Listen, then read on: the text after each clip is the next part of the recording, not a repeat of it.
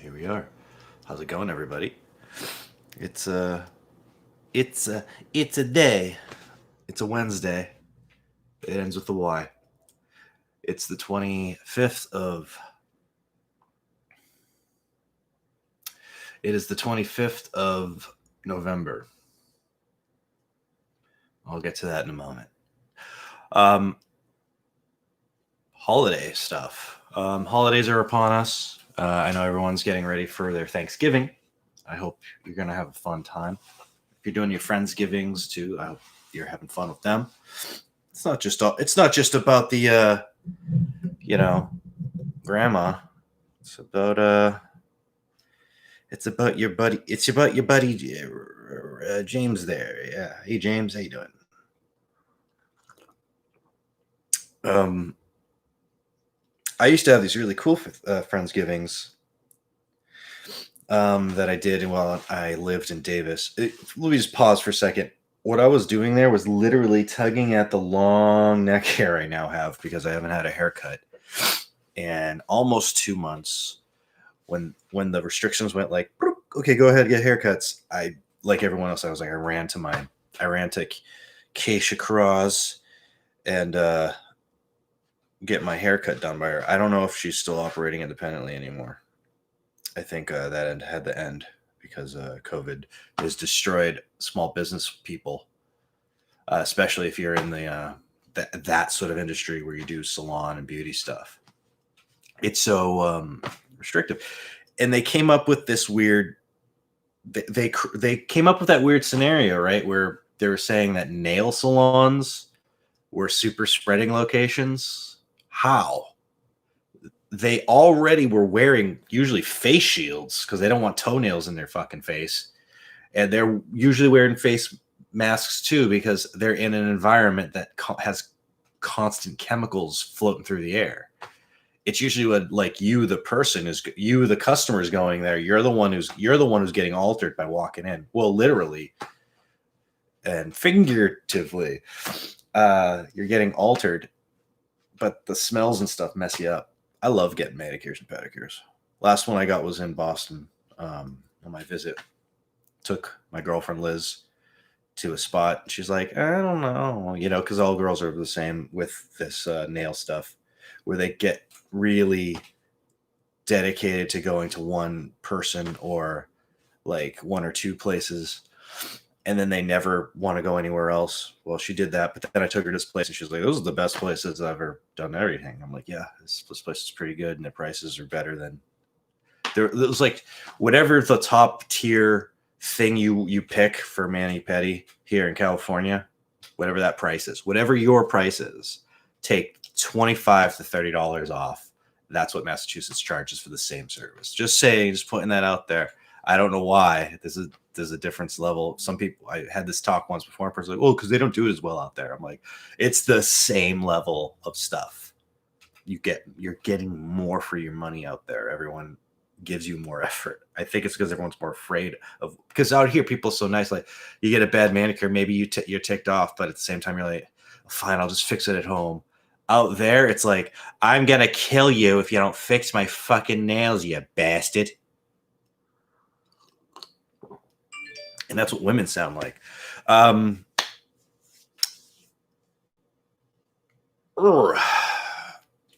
So coffee and me have a weird relationship. I've been drinking coffee since I was very young, and I'm never going to give it up.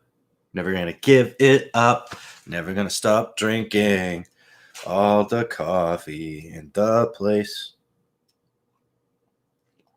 But for the last week, I've been having bad pots of coffee where they just don't come out right. I'm somehow like forgetting my exact blend and mixture of how much I grind, how much goes in the little basket. Even had the machine overflow one day, I should say. And had the unfortunate situation where the machine overflowed completely, and it's a sort of like a lava of hot grounds just coming out of the top of this thing. It's pretty funny because it's like that never really happens. It's very rare. And it was off the track slightly, and when it did that, it screwed the whole machine up. But it's a bun. And I don't know if you've ever owned. Maybe all coffee makers are basically this basic, but all I had to do was unplug it and basically just put it over the sink and then just spray with the sink hose like above and below, and it just sort of just like rinsed out and douched it essentially. Dried it, pat dried it, made sure the electronics weren't touched. Pat dried everything with a towel and then plugged it back in and just filled it back up with water. And I ran a cycle just to make sure any little bits came out. Everything was good. But I haven't been enjoying the cups of coffee coming out of the machine lately. And then like this morning, I managed to make a pot of coffee that I liked. It's very good. So I put this light here right in front of me just to see things. I know it glows in my eyes and maybe that's annoying. If I turn it off, are you seeing less of me? Do I seem like the show's not on? This feels like the show's on. Listen to me. So I'm just going to have that be on for now. You just deal with that.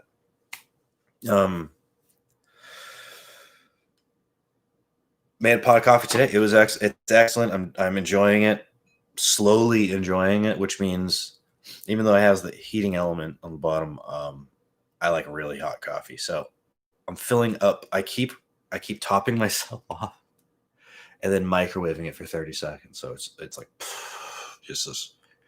Also probably like reducing some of the water level a little bit each time. It's just getting stronger and tastier as I get down to the bottom of the pot. I like the taste of burnt coffee because I'm a freak. I am a freak. Burnt coffee is exciting to me. It's like, yes, it's 3 a.m. No one wants to make another pot. It's just how I feel.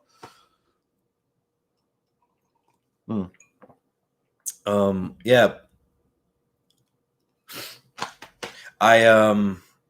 I'm excited for Thanksgiving only in the sense that I like making the meal. It's making food for other people's therapeutic. I like making the meal. So I'm making the meal and gonna start prepping it, I guess, today. When is Thanksgiving? Is it tomorrow? I don't even know. I thought it was on Friday. But I guess I'll just talk about it now and then try to move out of the ditch. It's something I used to do on stage. I'm like, hey, let me tell you something depressing and then move out of the ditch. November 25th. Today is the anniversary of my father's death. So I'm trying to get his prayer card here. Yeah. A little prayer card. His picture's on the side there. You're not going to be able to see that. Yeah, John Casino Jr. He March 25th, 1947 to November 25th, 2011. Yeah, my dad passed away 9 years ago today. And I'm still bummed out about it. He had cancer, battled it for several years. Even had a brief period of time where it might have gone in remission. His hair had grown back. His health had slightly returned. And then they found more of it. And his pain doubled as it does with cancers. Like the first one's always like, oh, it's in your lung. You won't even know it's there. We'll remove it. You'll do some chemotherapy. Yeah. And that'll all be painful and stuff, but it's not like your spine feels like it's twisting. Well, that's what happens later when the other cancers take over. And you're writhing in pain most of the time. So you end up taking all these Oxycontins and codeines and other bits and bops to get better, or not get better, to just be fucking stoned the entire time it's happening to you, because what's happening to you is awful. And I 100% support it, and I actually think they should have, and I think it would have been amazing for Pops if he was able to take some acid, microdose some, if he could have microdosed acid during his pain experiences. Not during the pain, but during during his time taking all that therapy and stuff, the chemotherapy, because I think if he was able to trip on some acid, maybe he wouldn't have had to like suffer so much. Maybe he could have gone into some fantasy worlds a little bit before, instead of being stuck in the reality of, oh my God, my body's falling apart. I loved my dad a lot. Of course, I'm the Johnny Casino, and he was Johnny Casino, so that means a weird thing to me. You know, Jeff, if you're listening, sorry. I don't know why he didn't name you John. Maybe your mom could tell you something about that. But I got named John, and there it is. That's how I became Johnny Casino. That's really how it happens, if you're ever wondering. Like, how are you? What is your name? Is that showbiz name? That's a fake name. Show me your ID. Let me see. I don't believe you. No, you changed your name. No. That's every one of you I've met acts like that when I tell you my name is Johnny Casino. Or you think, or you just attach some asshole persona to whatever guy might come up to you and say, hey, I'm Johnny Casino. Because I get it. That's like, but here's the thing. I literally met someone.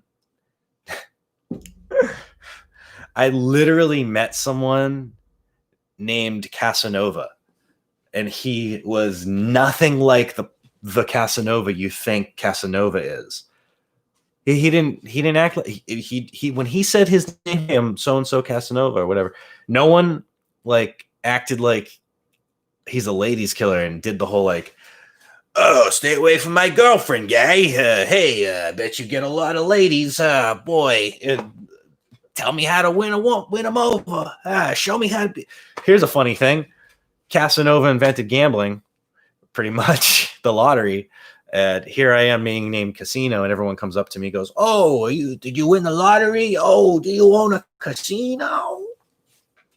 Do I own a casino? No, I don't own a casino. Why would I be living in a studio apartment in West Sacramento if I owned a fucking casino, man? Do I look Native American, bro?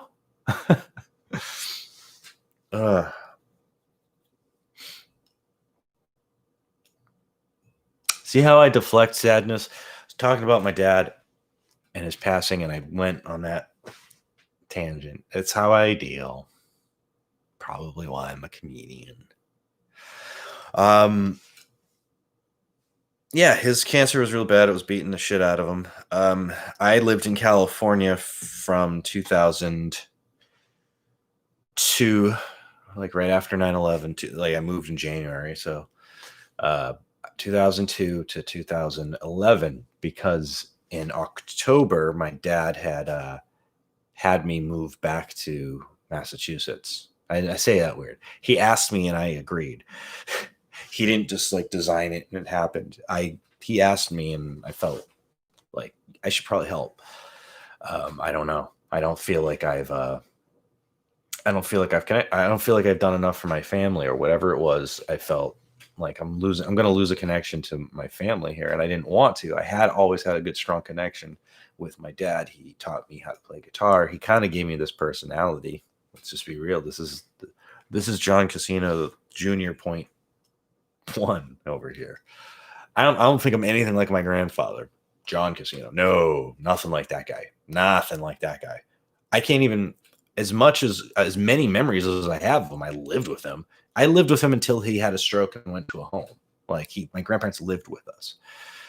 I don't remember his personality other than he used to do this weird, funny thing where he'd grab me or my brother or my cousins, anyone. He'd grab us and had stubble. Well, maybe that's what it is. He always had facial hair unless he went out, but I always have facial hair.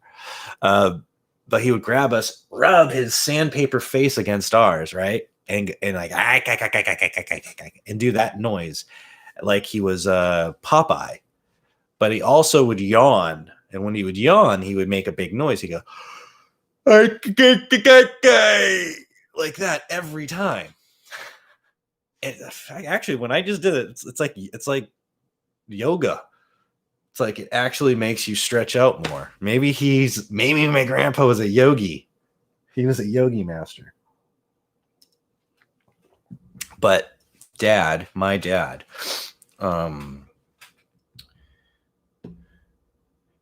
yeah, he kind of did everything he could for us, me and my mom.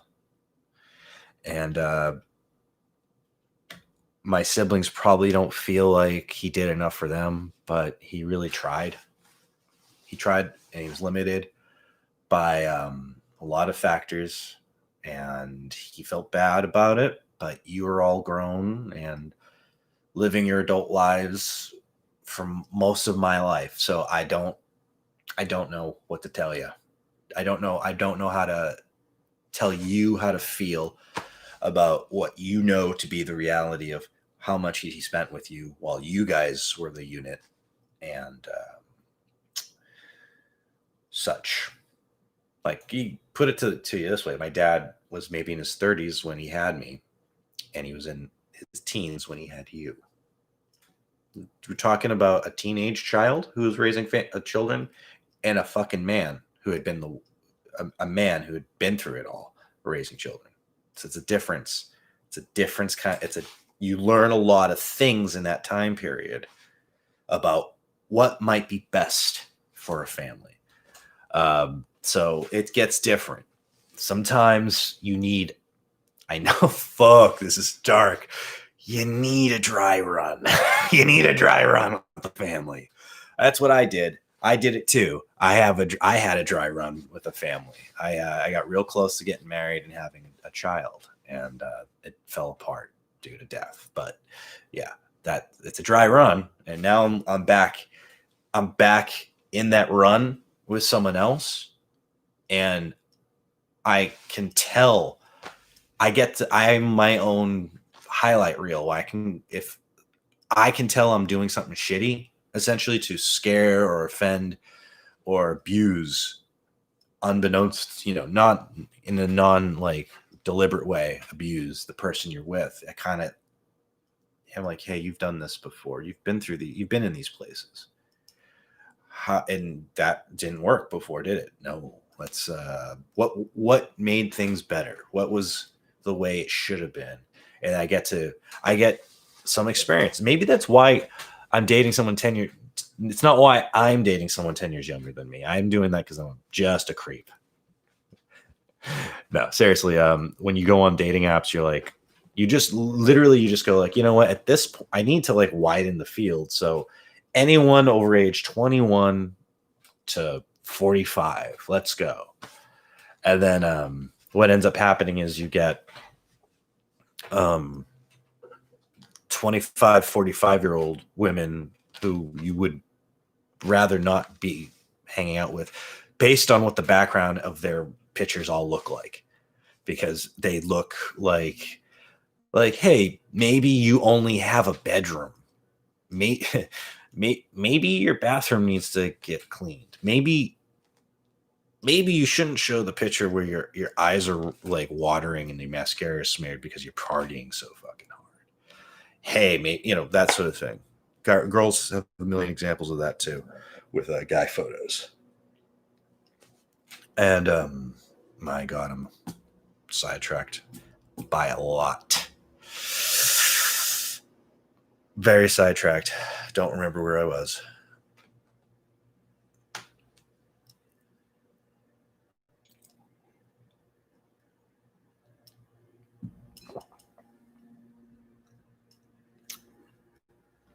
Don't remember where I was. Super weird. But whoop, there we go. Sorry, I'm going to adjust my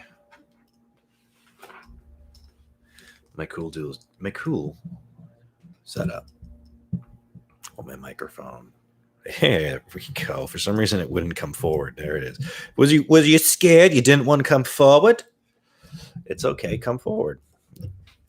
By my view, it looks like a giant thing in front of me that is in the shot, blocking my face. And then I look up at the monitor and I actually notice, I'm like, no, it's totally off to the side. I don't have to worry about what's happening right now. So we were talking about I for some reason was talking shit about women and dating for no good reason. The experience though, I have the experience. I know, I kind of know where the trouble is, and that's what I mean. It's like, see, for instance, I haven't really been a dog owner before. I've lived around enough dogs and had to help take care of the dogs enough that I got a good idea on how to do this. But if you handed me a rabbit, I'm gonna be like, I gotta read a book. I don't know what to do. And I'm gonna make mistakes with the rabbit. I'm gonna pick it up and hurt, squeal. It's gonna go, or whatever noises they make. It's gonna bite on me. It's gonna grow. Its teeth are gonna grow too big or something because I don't feed it the right carrots. It's gonna be a buck-tooth rabbit. Speaking of, I mean, buck-tooth rabbits. Bugs Bunny's bucktooth. Like, you ever know he's always got his front teeth out. Like, hey man, other rabbits have a better lip control than you, so maybe you have a carrot problem. Like, maybe you need to eat something else. Anyway, this podcast went off the rail.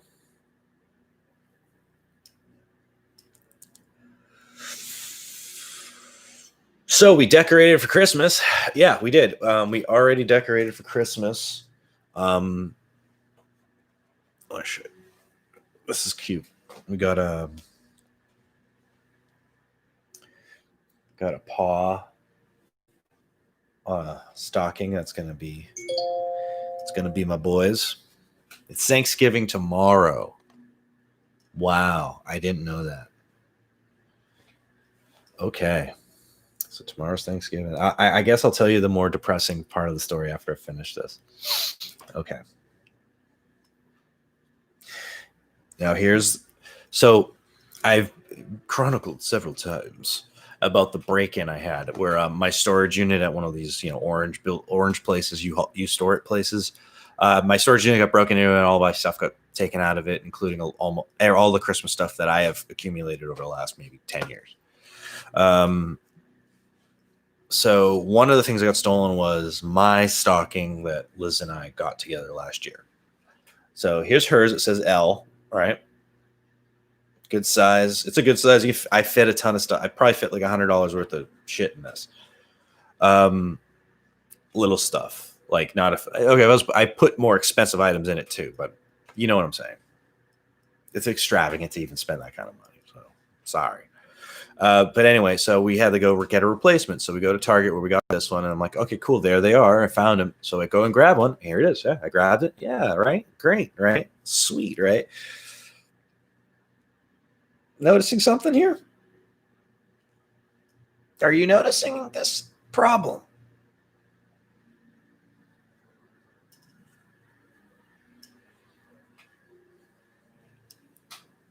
Yeah, Liz's is bigger than mine. So now I'm getting less shit for Christmas. Holidays are ruined. No, that's cool. I really don't want anything. There's hardly anything I like needs more than wants.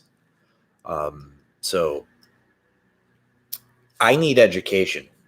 Wants, I don't think I want education and need education too. So I don't know. I need education how to do video editing, how to do all of it, how to do from create, get it on recorded, get it to the computer, get it edited, get it into a package, and maybe back before that, how to script it. I really should take some lessons on all of this, and I don't know why I've ignored doing it. I've always thought I would just do it myself because I used to have this innate ability to just improvise my way through entire bits. I used to improvise with myself in bits. My buddies from the 90s will remember I used to make these tapes, and I send them out to them wherever they moved or lived or whatever. And it was just me basically doing a bunch of sketches with myself in both places.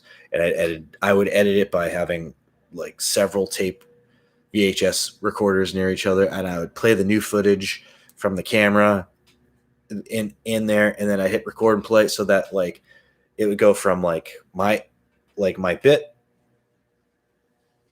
pause, play my bit. So like it would be like either it'd be two scened or it would be just like the commercial or the breaks. I would even have like monocle.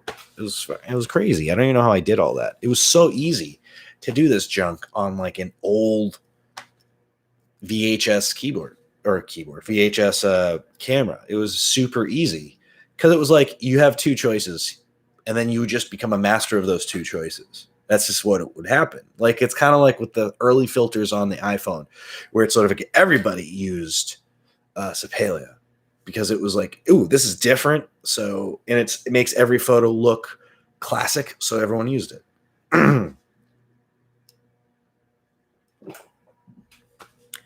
All right. So I need to get another cup of coffee and then I'm going to tell you the sad story. So if you could hold on a moment, I will be right back after the messages. I'm boom boom boom boom boom boom boom boom.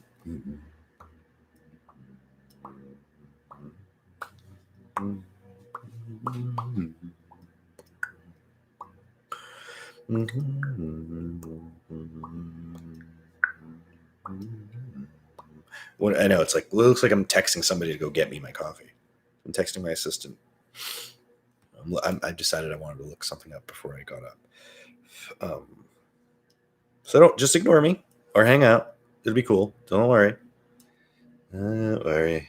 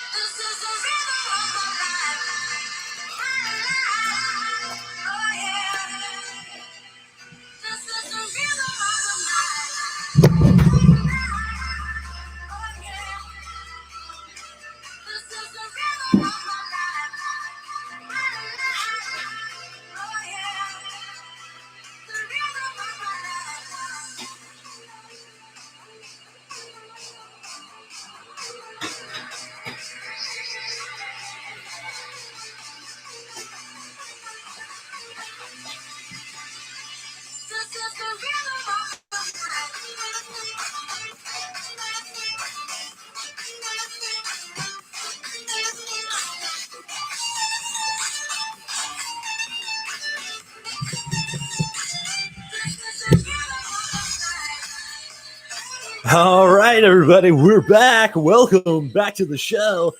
I'm Johnny Casino, and I'm here to tell you about the time my dad died.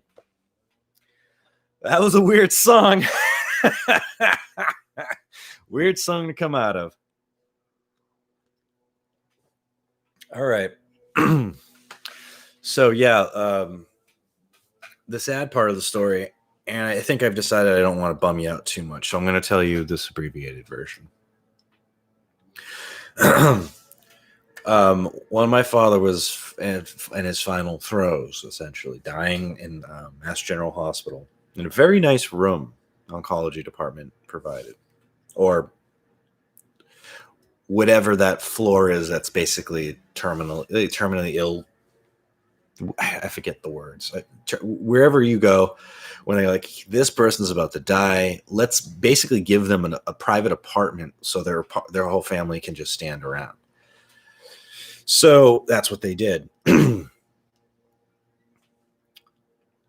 think it cost $60,000 to do that. So that's what they did. They set us up for their little private apartment. They just kept, giving my dad pain meds. Most of our entire family arrived, and we're lying around the bed, and then they had to make us a decision. And for some reason, it fell to me, and I said yes to the to letting him go off into the next realm. I had to make that choice, and it was easy to make the decision to not have him hurt anymore, but it's hard to live with the fact that I had to make the choice. So, but let me set the scene a little bit.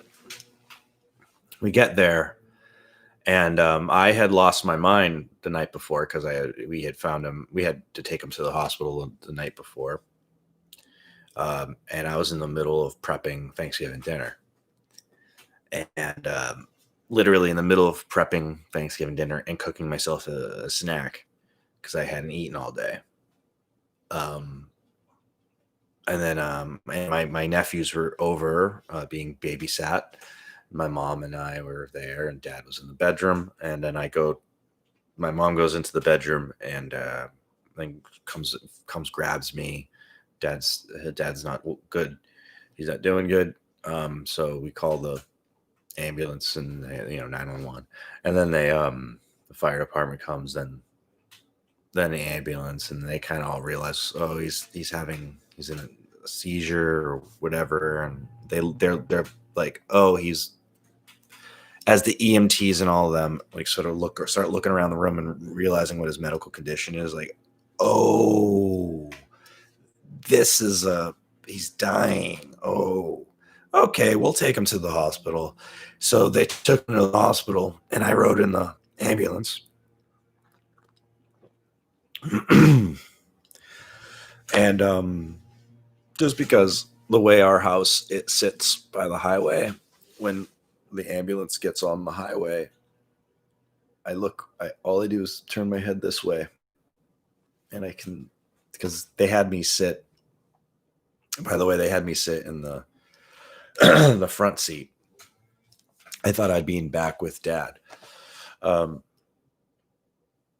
they had me sit in the front seat, and I turned my head to look this way as we go up the freeway, and I can see my house. I can see like the fire engine still there, and just like in the back of this truck is this ambulance is my dad, and he's never coming back here. He's never coming back. And we get in the hospital, in the emergency room downstairs, and they try a bunch of stuff, and it doesn't work. We get up to the fancy room, where it just feels calmer. It feels more like, because it's not all chaos all around us. Those gunshot wounds coming in and shit. I'm like, they're trying to, like, I'm almost like, hey, I'm like literally thinking, like, my dad would be like, hey, all I have is cancer. That guy got shot in the face. Help him. That was kind of happening. It was like, okay, maybe you guys need to go help these other victims. Shit. I don't know what to do. I don't know what's responsible here. Triage, who can you save? So that was kind of happening too. It's like, God damn it. If we could just get out of this and get up to just the oncology department, where all they do is just help people with cancer. We get up there, and they basically just say, we're going to keep giving your dad medicine to try to calm this seizure down and try to make him comfortable. We put on the TV, and I don't remember what channel it was doing this, but they just were playing The Godfather and repeat. So because I kind of want to get off of this subject. The entire time my dad is there dying, and all my family members are arriving and having their cries and their hugs and all that stuff.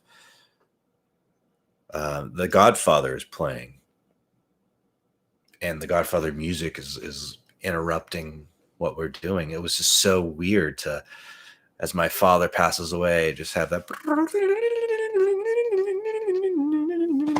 like, all that going on all around us. It was super weird. What's weirder is on Thanksgiving, or whatever day, the day he died, I guess in the morning I went home and I made Thanksgiving dinner and I don't remember doing that. I guess somehow I got home, made Thanksgiving dinner, and then brought helpings of it with me to the hospital if anyone wanted to eat this. And I know it seemed psychotic to do at the time, but it was literally, I was blacked out with trauma. I left my father's bedside, went back home, made a Thanksgiving dinner, and then brought basically a Thanksgiving dinner to my father's bedside, and nobody ate it, and it was fine because I was like, I don't want to eat it either. Like, it shouldn't. I don't know why I did that.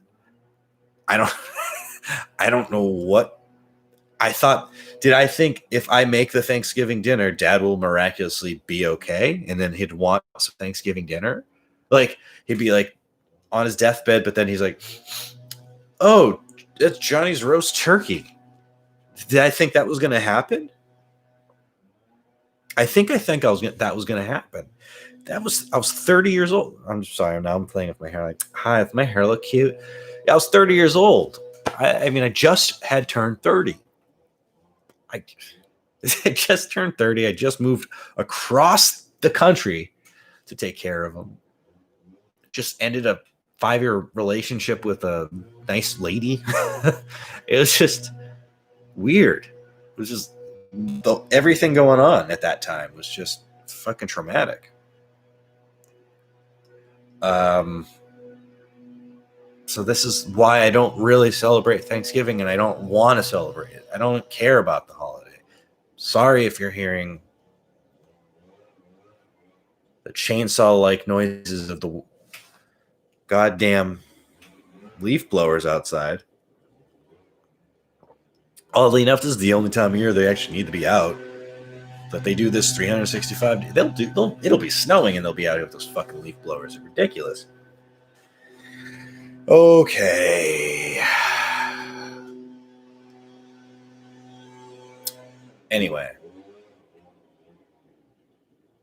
That's the story of my sad Thanksgiving. So Liz and I got a nice big tree. Oof, she decorated it so nice. So nice. It is amazing looking. It's behind the camera, and God, I love it. Jesus. The whole room's vibrating from the leaf blower. I'm surprised my dog is so calm right now. Why are you so calm right now? They're coming to kill us with chainsaws, and you're just asleep.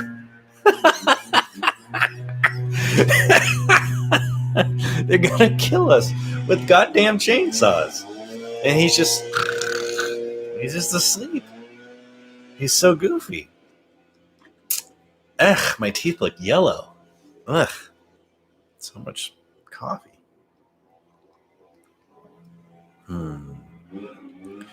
Yeah, I guess that was personal stuff. I want to get back to having some sort of day job. I just want to earn money. So again, I'm not hurting for money right now, but I don't want to be useless. I don't want to be home. I don't want to be home all the time because it's just, I'm not that creative. If I was more creative, it would make more sense, but I'm not that creative. I'm not that creative. I'm a man of at least 12 faces.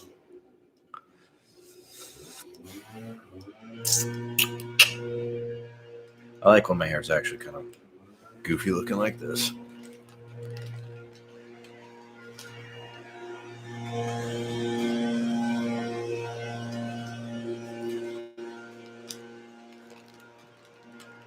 My angle's not too bad either.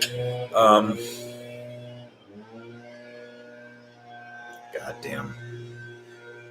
Blowy horns. Stop blowing. Stop blowing them leaves. Stop blowing them leaves. Why don't you just get out, make like a tree and leave?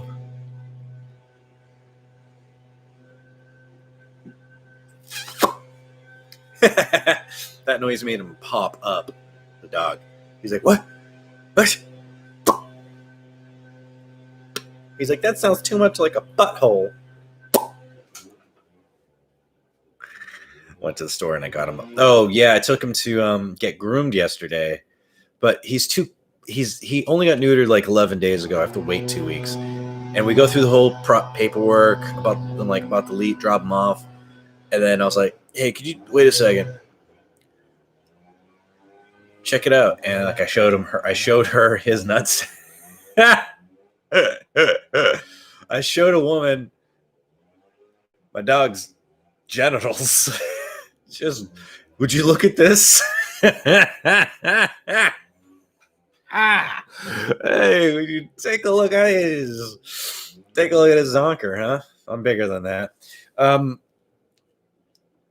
I'm like, he had his surgery not too long ago. She's like, oh yeah, it's too soon. So we rescheduled for next week, which I'm happy about because it was just like a little weird that we're doing it that soon.